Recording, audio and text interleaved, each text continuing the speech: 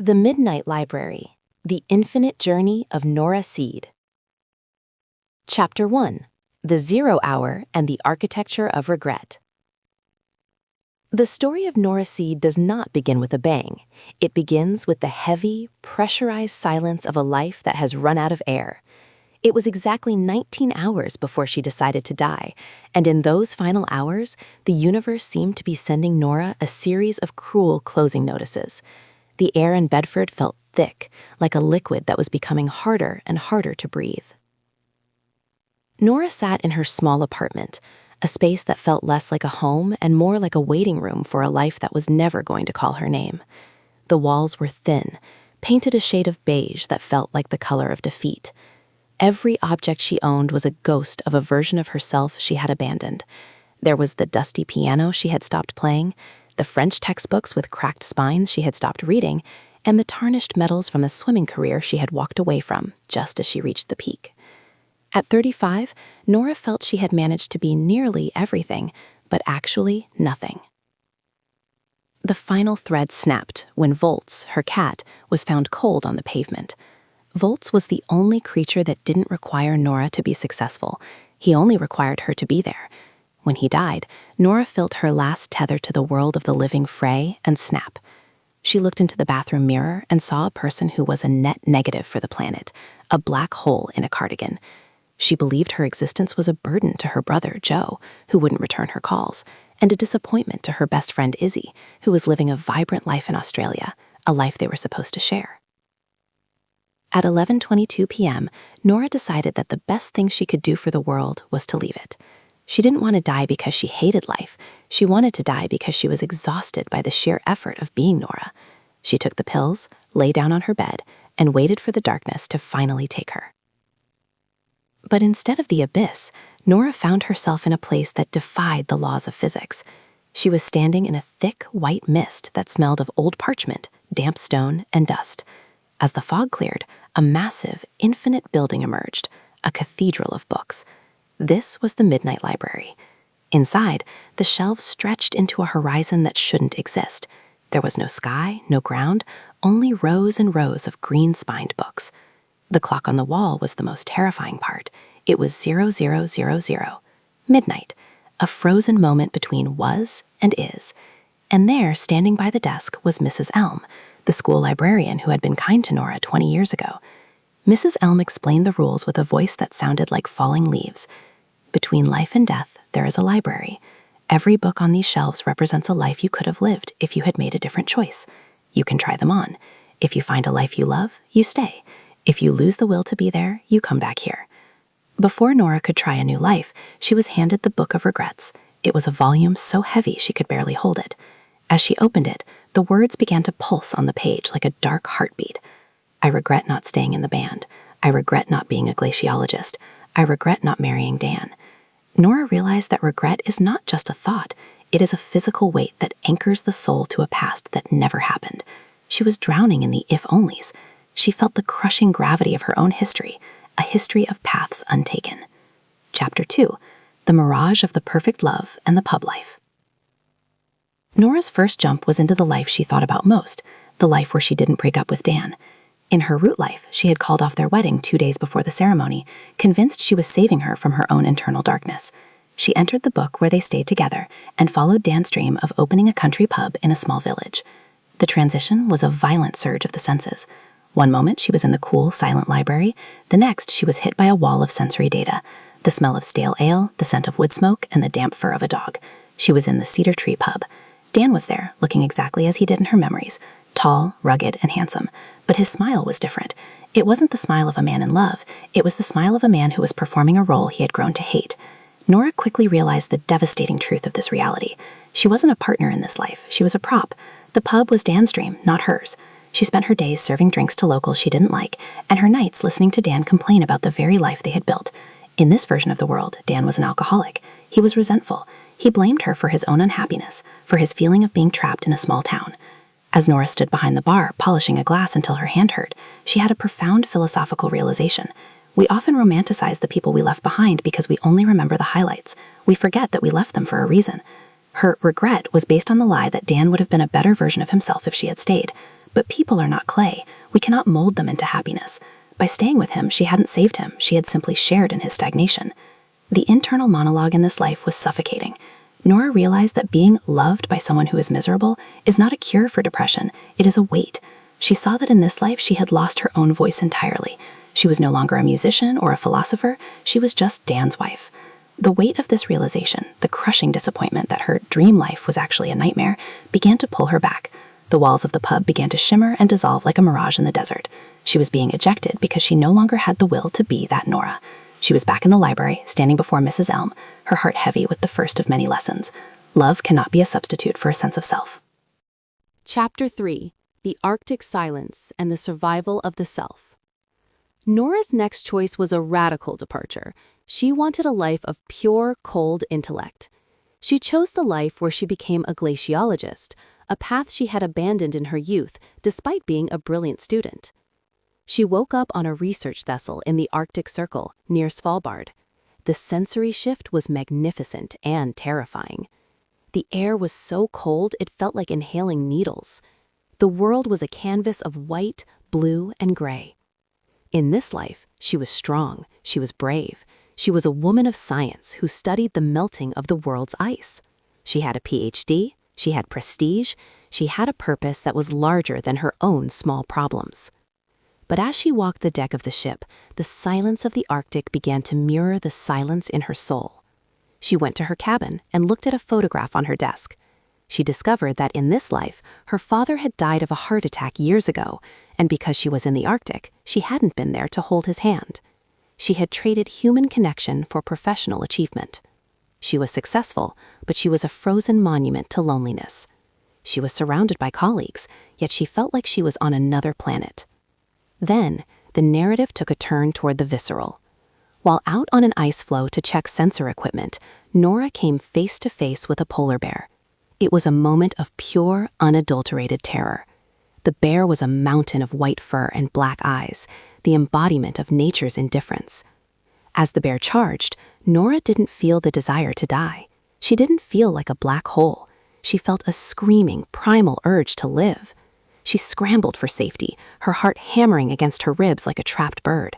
She realized, in a flash of adrenaline, that the part of her that wanted to die had been a lie. In the aftermath of the bear attack, she met another slider, a man named Hugo, who, like her, was traveling through his own version of the library. They sat in the research station, drinking coffee that tasted like heaven, and talked about the nature of their existence. Hugo explained the many worlds interpretation of quantum physics. "Every choice you make creates a new universe," Hugo said, his eyes reflecting the blue of the ice outside. "The library is just the lobby. Most people are asleep in their lives. We are the lucky ones who get to wake up in all of them." Nora began to understand that she was looking for a life that would fix her, but a change in geography is not a change in soul. You can be at the top of the world, surrounded by the most beautiful sights on Earth, and still be haunted by the person you are. The ice began to crack beneath her feet, not the literal ice of the Arctic, but the psychological ice of that version of Nora. She realized she missed the warmth of a life she hadn't yet valued.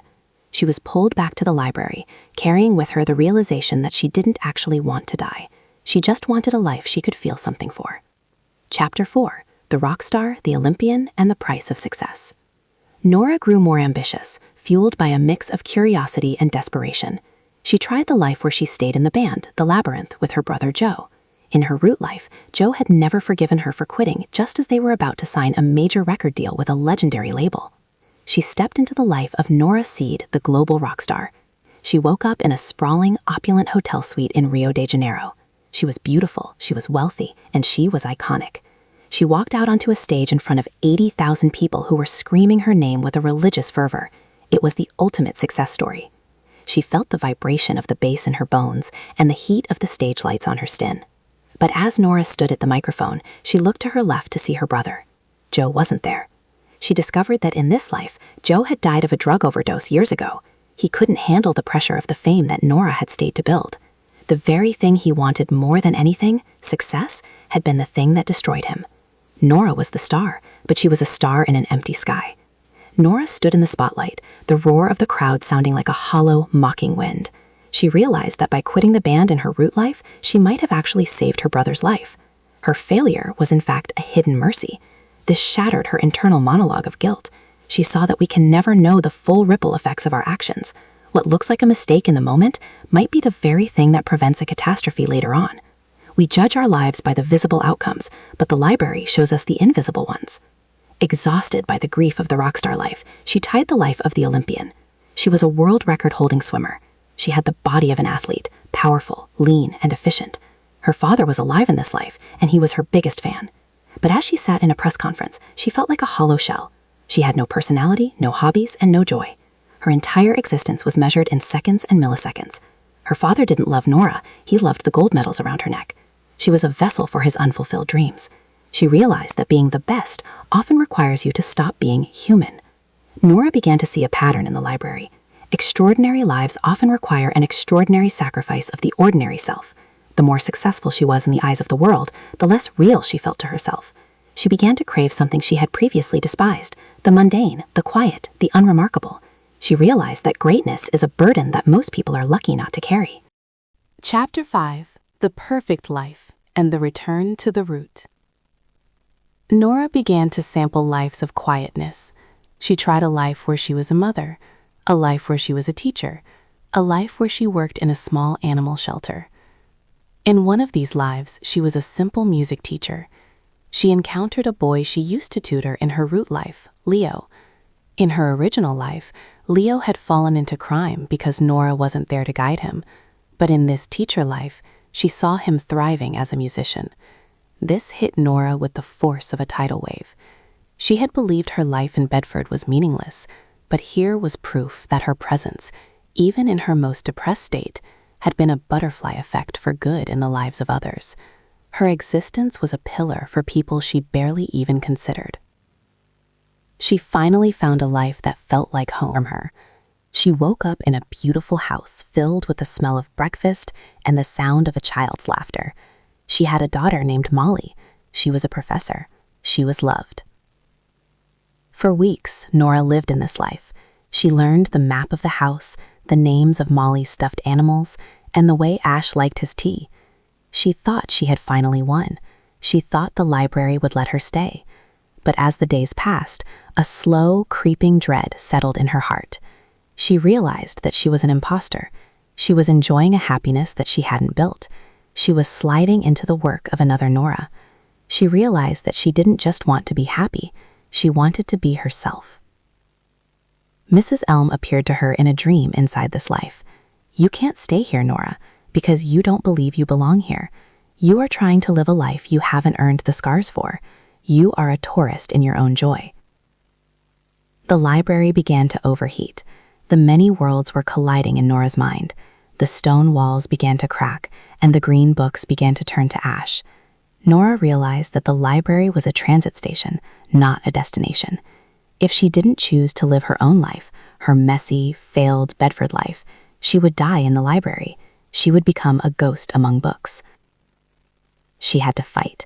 She ran through the crumbling aisles of the Midnight Library as it collapsed around her. She wasn't looking for a life of fame or ice or gold medals. She was looking for the one book that wasn't green.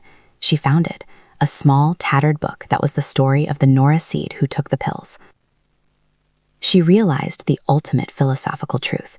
You don't have to be everything to be enough. Nora woke up in the hospital. The air was sterile, the lights were too bright, and her throat was raw from the charcoal. But as she looked at the gray Bedford sky through the window, she didn't see a prison. She saw a canvas. She realized that she didn't want to die. She just wanted the life she was living to stop hurting. And the only way to stop the hurt was to stop comparing herself to the ghosts of who she could have been. Nora's return to her root life was not a return to perfection. She was still unemployed, she still had no cat, and her brother was still distant. But Nora herself had changed. She had traveled the multiverse, and she had seen that every life is a mixture of light and shadow. She reached out to Joe. She began to talk to her neighbors. She realized that the black hole she thought she was actually a sun that just hadn't learned how to shine yet. She began to write her own book, not a book of regrets, but a book of possibilities. The Midnight Library is a metaphor for the human mind. When we are trapped in depression, we are stuck in the library. We are looking at all the better versions of ourselves and feeling smaller by the second. But Matt Haig's message is an anthem of radical hope. The only life that matters is the one you are actively, bravely choosing to live right now. Success is not a gold medal. It is the ability to wake up and say yes to the day, even when it's gray. It is the realization that as long as there is a tomorrow, the story isn't over. Nora Seed found that she didn't need to be a glaciologist to find clarity, or a rock star to find a voice. She just needed to be Nora. As we finish this narrative journey, take a moment to look at your own life. We all have a Mrs. Elm in our heads, and we all have a shelf full of what-ifs. But the secret to happiness isn't finding a life without pain. It's finding a life that is truly yours. You are the only version of you that exists in this specific moment, and that in itself is a miracle. If you found value in this deep dive into the Midnight Library, please like this video and subscribe to the channel. Your support allows us to keep exploring the stories that make us human. Thank you for listening, and remember, the clock only stays at midnight if you let it. Your morning is waiting. Thank you.